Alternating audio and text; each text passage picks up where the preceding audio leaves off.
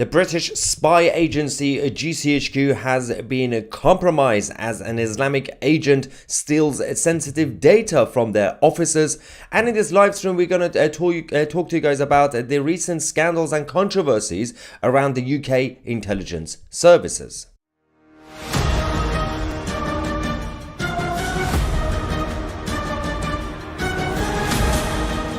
Hello ladies and gentlemen, welcome to 2CTV, your global news channel.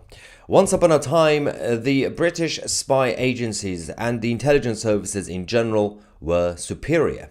They couldn't be compromised, they couldn't easily be infiltrated, mostly because of the values that we used to hold in this kingdom, and of course, the high standards when it comes to recruitment and training.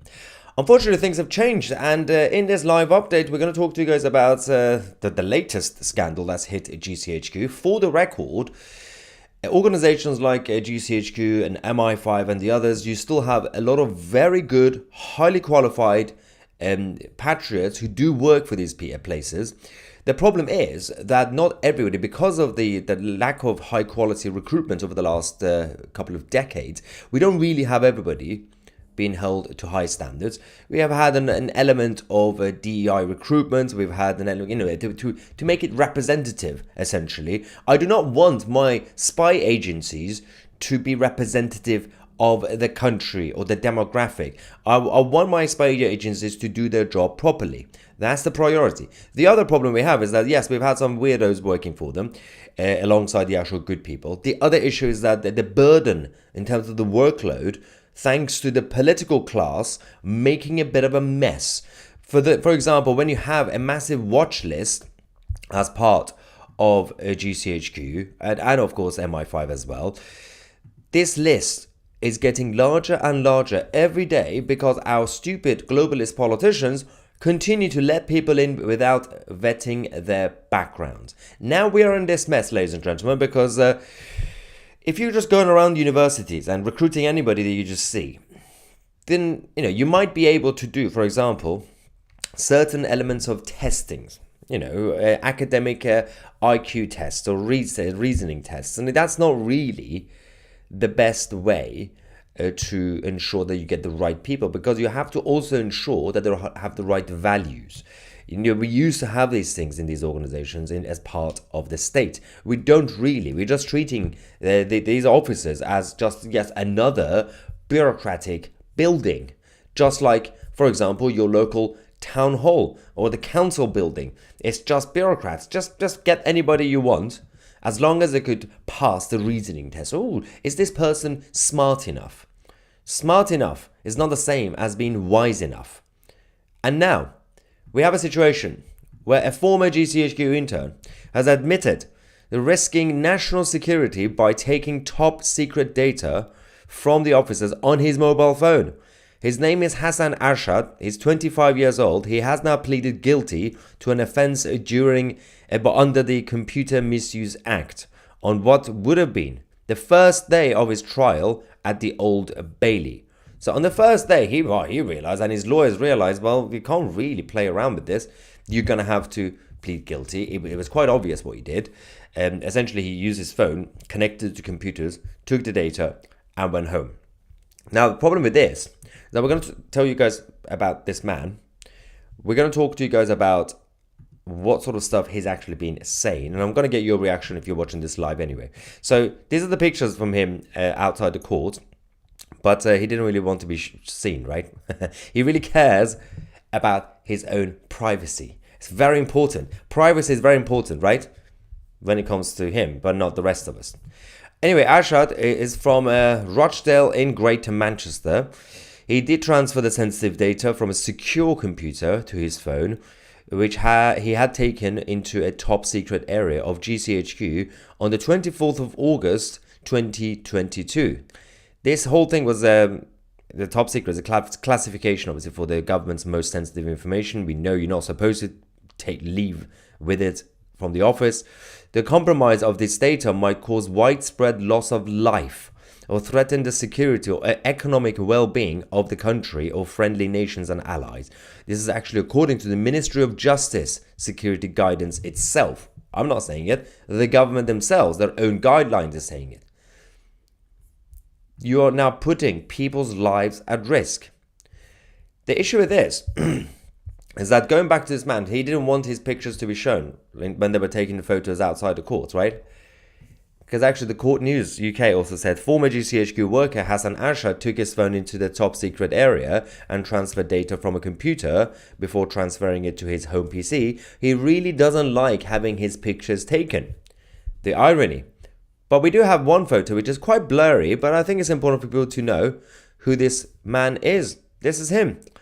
He's very much into computer gaming. He's a bit of a nerd. He likes the idea. He's fascinated by the idea of hacking, for example, because when you look at this, after his arrest, investigators discovered a conversation on his phone when he discussed developed vetting in the cyber sector. He mentioned the term bug bounty, which refers to an amount of money that an individual could be paid for providing details of a digital bug or to either fix or create a software issue. Arshad said you can get like £10,000 for simple info leaks. Not a bad gig. If you have access to sensitive information, you can make a lot of money, but obviously, you're betraying the country. You're betraying this kingdom. That's not the only part. This idiot is a keen computer gamer. He had previously attended a 10-week program at GCHQ back in 2019, designed to give participants vocational skills, for which he was screened at the lowest security check level. Now, I don't want to stereotype. I don't want to do that. But because I don't really care if your name is Arshad or Charlie. The reality is, even an internship, you must have high security. But especially if your name is Arshad. Especially if you're from what we call relatively an ordinary background, from Rochdale, Greater Manchester, right? Isolated areas. Lowest security check level. He went on to study at Manchester University, later graduating with a master's in computer engineering after returning to GCHQ for a one-year placement between the 6th of September 2021 and the 26th of August 2022, when he was granted developed vetting DV security clearance, the highest level, which is the same thing that he was talking about, getting access to all the sensitive data, and if you want to, you could sell them and make a lot of money. And you can make a lot of money. The thing is, those who infiltrate to sell for money, that's one thing. Firstly, you are still betraying the country. And those who are there to keep an eye on what we do, on the rest of the people at GCHQ or MI5, or the police. Let's not forget that we have the same issues at the counter-terrorism police and all the other departments as well. You're not vetting them properly. The issue with this, while I said we do have a lot of good people working for these organizations, and they are doing a good job overall, considering the massive issue that we have with terrorism risk and thousands of extremists walking around, we have actually minimized the number of terrorist attacks that we are seeing on the streets. So those who do their job well, it's a thankless job. Nobody actually cares about them when they do their job well. The moment there's one terrorist attack, then obviously everybody will scrutinize them. Rightly so. But for example, compared to France and Germany in recent months, they have done a good job, but it doesn't mean everybody who works at these places is doing a good job. We can talk about the recent scandals and controversies around the UK intelligence services, especially GCHQ. For those of you who remember the whole saga around Edward Snowden in 2013, Tempora program, it's an ongoing exposure, by the way. GCHQ's bulk data collection program that was revealed by Edward Snowden. Obviously, debates and backlash continued until 2020, I think.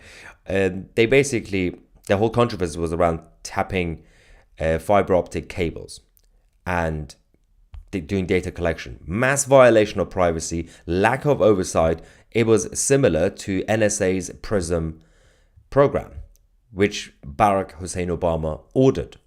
The Bulk Powers and Investigative Power Act in 2016, the whole thing gave broader surveillance powers into obviously what we call the Snoopers Charter. For those who remember, about 10 years ago, there was a whole debate in Parliament around the so-called Snoopers Charter, which was the Investigatory Powers Act. There were all these civil liberties groups and everybody else who argued that this is against our rights. You had the European Court of Human Rights ruling that GCHQ and the regime there violated human rights. The problem with this is that you have different groups fighting against any level of surveillance. Now, let's not make a mistake, because you have some good people and you have some bad people. So you would think that everybody would be against state control or the police state. There's an element of obviously security that's always needed. And there's an element of secrecy that's always needed. Even Julian Assange, during the whole saga that he publicly said and confirmed and admitted that I absolutely agree that there should be an element of secrecy, but there should always be an element of supervision from somewhere, and whistleblowers should have the power. That's the thing. We're not saying that these organizations should be transparent. It'll be weird. It defeats the purpose. And there should always be a level of surveillance if it's justified and lawful, not on random citizens. The reason I mentioned, because there are all these groups who are against it. You have some libertarians, but you also have some far left revolutionary Marxists who are also against it. It's best not to be associated with those guys. Yes, obviously we're all against the police state, but why are we against it? Some people, some anarchist groups are against it because they basically want chaos. Doesn't mean you have to support surveillance, unlawful surveillance, but you have to make sure that you're actually not really hanging out with the ones who actually want to bring down the West. Those who actually want to protect our civil liberties and national security, that's the balance that you need. But again, GCHQ went further. NSA with PRISM and GCHQ with Tempora. Then they had the situation with The Guardian. If you remember, obviously, the whole situation with Edward Snowden, the leaks. The journalists at The Guardian were essentially, no pun intended, the guardians of the hard drive. GCHQ agents went and destroyed the Guardian computers containing the Snowden leaks. There was intimidation of press. I was raising alarms in terms of state censorship and overreach. This was a whole big issue. Again, I fully understand that you're talking about sensitive information, but journalists, I don't really care if it's The Guardian, they're still journalists, and Edward Snowden went to them to leak it. They have a responsibility, and obviously if they end up leaking it to somewhere else, then yes, go and arrest them and bring them down. But randomly going into their offices and breaking their computers, it's a little bit OTT. That was another controversy. But beyond that, yet another organization, Amnesty International, a bunch of left-wing weirdos, but still, in 2015, GCHQ decided to mistakenly, as they said, spy on the Amnesty International communications. They hacked into Amnesty International. They were obviously targeting the human rights groups, and I don't know what they were trying to find, but there was nothing lawful or justified about it. I don't like Amnesty International, and you should keep an eye on them, but not unlawfully hacking into their data. That is a big issue, and again, that was also exposed. They got into trouble because there was no court order in the sense that saying, well, there is a suspect we have to get. That's fine. If there's a suspect, definitely go and check it out. Keep an eye on them. But that wasn't really the case. GCHQ also promoted equipment interference, which is basically lawful hacking. They can make everything lawful. This was around between 2016 and 2019. They were doing the hackings a lot. And let's not forget about the Pegasus spyware parallel, which was in 2021. It wasn't directly, they were not directly using Pegasus, obviously, but GCHQ did face scrutiny over the potential links to the similar cyber tools. A lot of people were freaking out, saying, well, how can these people just get away with this? Then you had the weird relationship between the NSA in America and GCHQ. In the name of cooperation with the Five Eyes network, there was a massive, deep integration with the NSA. UK citizens' data were accessed by the US agencies. This was a massive problem with sovereignty rights. Yes, we understand that the United States of America are our allies, and they should cooperate. But random citizens' data should not be given from GCHQ to NSA or from NSA to GCHQ. You shouldn't do that. Sovereignty rights. The other problem was that it wasn't really the first time. We had Angela Merkel in Germany spying on her own allies. That is the other problem. Again, that was exposed by Julian Assange. And she got into trouble when everybody else found out, including Obama. And like, well, can we actually trust the Germans now? Pot kettle, by the way, because they were also doing the same thing. So you can't, if the international allies can't trust each other, how can they exchange our data with each other? This is a whole different issue as well that needs to be addressed. And yes, we have to talk about the so-called pre-crime programs. Between 2020 and last year, GCHQ were using these AI and predictive policing initiatives. Essentially, the use of AI was to monitor misinformation and scan social media. The idea was, and as people call it, minority report. Essentially, they were going to predict future crimes before the crime has been committed. What on earth are they doing? Yeah, I get it. You work at these places, you have to be creative, you have to have initiative. You can't just randomly come up with nonsense to do overreach. And again, I do not want to advocate for more restrictions because there has to be an element of flexibility for these organizations to be up to date with everything. I'm not saying don't use AI.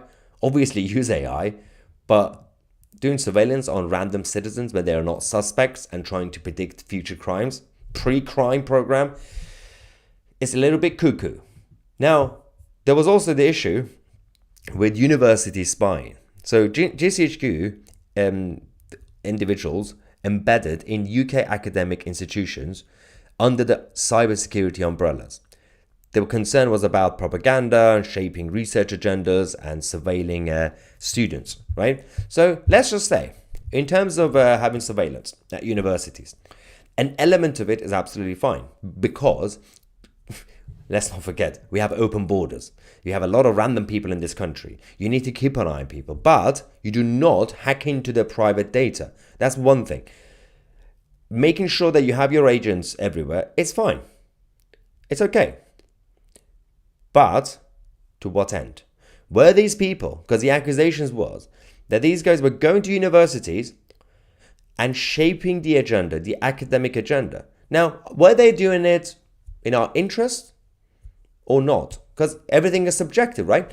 What I believe is in our interest would be something else to some other people, right? So some people would say it is in our interest to shape the academic agenda to make it more progressive, more open-minded, more open borders, diversity, woke nonsense. That some people would say that's good. So let's get the spies to infiltrate. And I'm like, no, that's not good.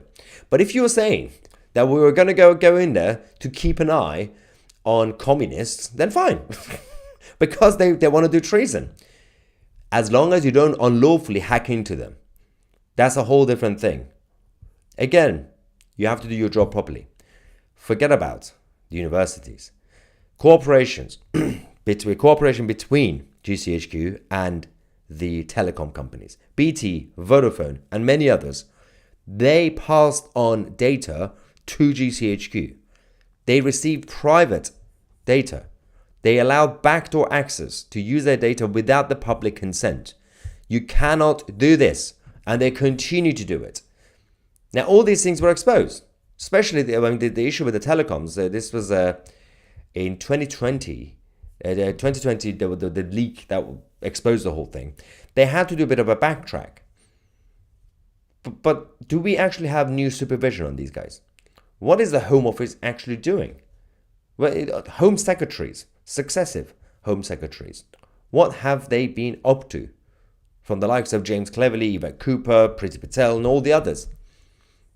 It's been going on since the 2000s.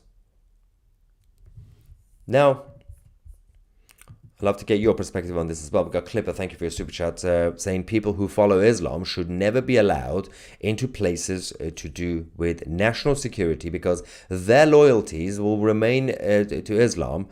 It should be the same as not allowing Chinese or Russian nationals into the same areas. And we're doing all of them, by the way. So one of the arguments, as I said at the beginning of the report, was Representation. I don't care about representation when it comes to my spies. It's a stupid idea. I don't need the spies to look like the rest of the country. It's just stupid. Now, I understand if you want to have your assets, especially MI5 and MI6 assets, on the ground in certain places. I don't know, if you're going to send an MI5 agent to Birmingham, yeah, it's probably best to have someone who looks like people in Birmingham. But not in terms of your everyday staff who work in these offices, for example, GCHQ headquarters. I don't really care if we have to, the fact that we have to get people, we have to get 5 people who are on a wheelchair, 4 people who have pink hair, and 3 people who don't even know what their gender is. No, don't do that. It's a stupid idea based on merit, not just in terms of how academically smart you are. That's not good enough. You need to assess people's values. The recruitment, the high standards recruitment that we used to have decades ago, 100 years ago, bring it back. We don't even do that. We don't even check if the person who's being hired, does the person actually have any loyalty to the union flag or not? They're just treating it like any other local council office. You won't get a bigger traitor than the one that currently sits on the throne. Pom says, like when the US press secretary said, do you care about the skin color or religion of the pilot when you're flying, or do you care that you arrive safely? Yeah, I want to make sure that the pilot can actually land the plane properly rather than what gender they are. It's insane. Andrew says GCHQ has been an anti-white race hate organization for ages. Well, we have no evidence on that. We can make an argument for the Home Office and an element of MI5, not in terms of public policy, but GCHQ overall, they tend not to. There haven't been any evidence, because everything has to be based on evidence rather than subjective opinion. As I said, there have been a lot of people who've been recruited based on DEI, and some people who don't actually care about the union flag or the constitution, who have been recruited by GCHQ and other organizations. That's an opinion, and it's based on educated guess, and we know because they've been advertising these jobs. But if we're going to accuse any organization based on a very specific accusation, then you need to have evidence, and we don't really have the evidence of any official meeting happening in there saying, ladies and gentlemen, welcome, it's Monday morning, for the rest of the week we're going to attack white people. No, we don't have that evidence, but we know that the political establishment and the state have been not really caring for the natives of this country. We know that. Especially when it comes to white, straight men. Completely been vilified. That's a political decision, not in terms of security. Smith says, diversity of free pass. Yeah, I think so. Although this person is now in trouble, so he's going to receive his sentencing and everything else. But that's not the point, is it? We shouldn't really put the courts in this situation, this position in the first place. Like, going to court, getting the lawyers and judges involved also costs the taxpayer money. So probably best not to hire that idiot in the first place. Why are people talking about Islam being a race? Yeah, Islam is not a race, of course. Why are we talking about Islam? Islam is not a race. Don't fall into their silly traps. Islam is totally incompatible with culture. Yes, no, it's not a race. Steve says the question is, why bother? The British government is supportive of Islamists. Well, it's your choice, Steve. I don't know where you live. You have a choice. You could submit to Islam. You could fight against it and fight for the values of the country.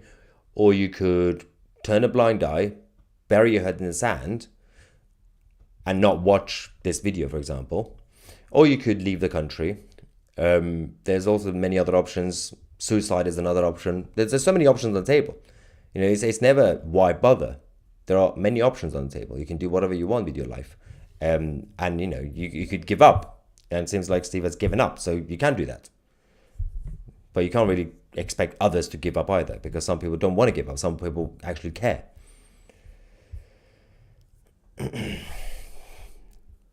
Doxer says, the only thing mullahs have contributed to this country is their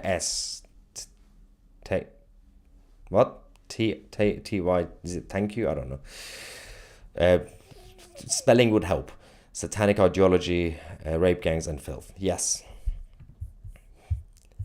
And the construction of many mosques around the country.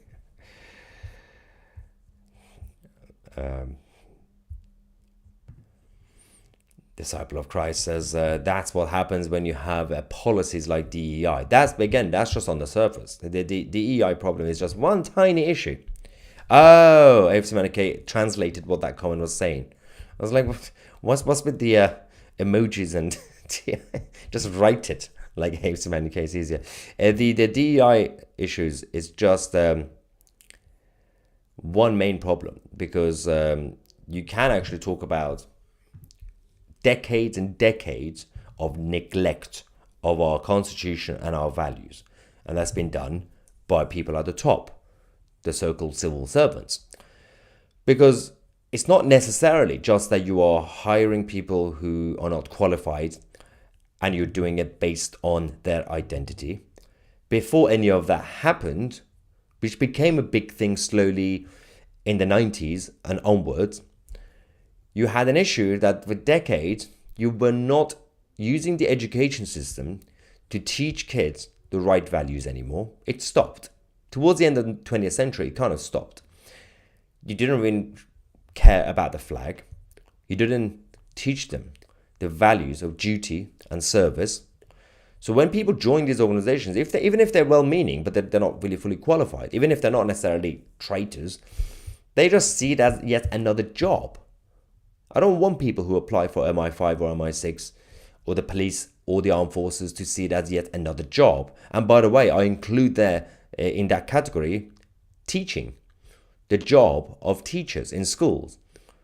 It should be treated like duty and service, like the armed forces and like the police. I know many people, and you guys know what I'm talking about, many people who became teachers in your families, in your neighborhood, your friendship groups. People do it because they see it as a job. And then they get frustrated and they leave. They don't like the money and the long hours, whatever they complain about, because you saw it as a job, not duty or service. Don't get into it if you don't believe that's duty, if you're going to complain about it. Imagine if the armed forces complain that, oh, we're on the front line, it's so muddy here, oh, I haven't showered in 2 days. Really? And I could die any moment. Imagine if everybody thought that in the armed forces. And some people do these days. You don't have that sense of duty and service when it comes to recruitment. On top of that, DEI hiring and positive discrimination. And on top of that, the fact that we can't really fully vet people's backgrounds anymore in our countries. So anybody could get any job potentially, as long as they pass some sort of logical reasoning test. This is why we're in this mess. Now, good to see you awake. They have been infiltrating since the 80s and before as well. Stu says, Charles, David, James, Abdul, I think we have a spy in our midst. What is this? The king was promised or promise? Probably promised. A fanatic army to take riches and get back the UK Imperium. He doesn't care if he's called king or he's called king or Khalifa. I mean Caliph. Yeah. Caliphate is the actual state. Now, I love how someone else said that feminism destroyed it all. Yeah, radical feminists didn't help. They were the first wokies. WF is very dangerous. King Charles does not understand his throne is very dangerous. And we'll start saying, hi, this is happening all over the country. They are infiltrating our society. And it's not just about the UK, it's also about other Western countries in general. Anyway, so this is the latest update on the mess of a situation in the United Kingdom. Thank you so much for watching. I'm Maya Tusi, and we are the media.